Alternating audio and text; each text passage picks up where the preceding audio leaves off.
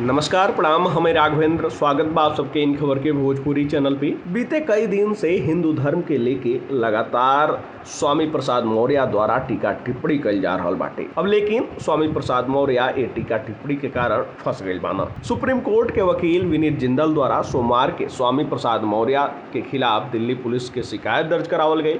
विनीत जिंदल द्वारा कहल गई कि स्वामी प्रसाद मौर्य के द्वारा दिहल गई बयान समूहन के बीच दुश्मनी के बढ़ावा देवे वाला बा। उनका बयान भड़काऊ और अपमानजनक बाटे। ई एगो संज्ञेय अपराध बाटे। इससे पहले सपा नेता स्वामी प्रसाद मौर्य द्वारा कहल गई रहे कि हिंदू धर्म नाम का कोनो धर्म ही नहीं खे, हिंदू धर्म केवल धोखा बा। उनके द्वारा अपने बयान में कहल गई कि ब्राह्मणवाद का जड़ काफ़ी गहरा बा और ब्राह्मण धर्म के ही हिंदू धर्म कहल जा रहल बाटे।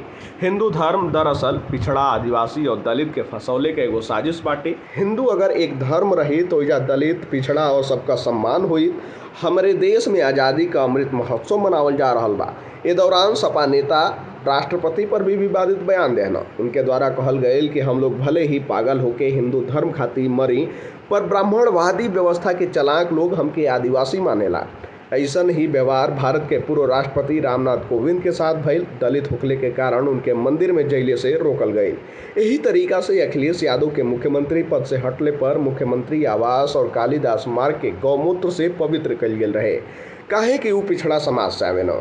उनके द्वारा कहल गई कि बाबा अम्बेडकर और ज्योतिबा फूले जैसन हमार महापुरुष एक लंबा संघर्ष कैलू, जेकर नतीजा बाटे कि आज हजारों साल का गुलामी से निजात पाके हम सम्मान और स्वाभिमान के रास्ता पे चल पड़ल बानी। फिलहाल ये जानकारी में इतना ही। पर आप सब का राय बाटे, आप सब अपन राय कमेंट बॉक्स में जरूर बताइए।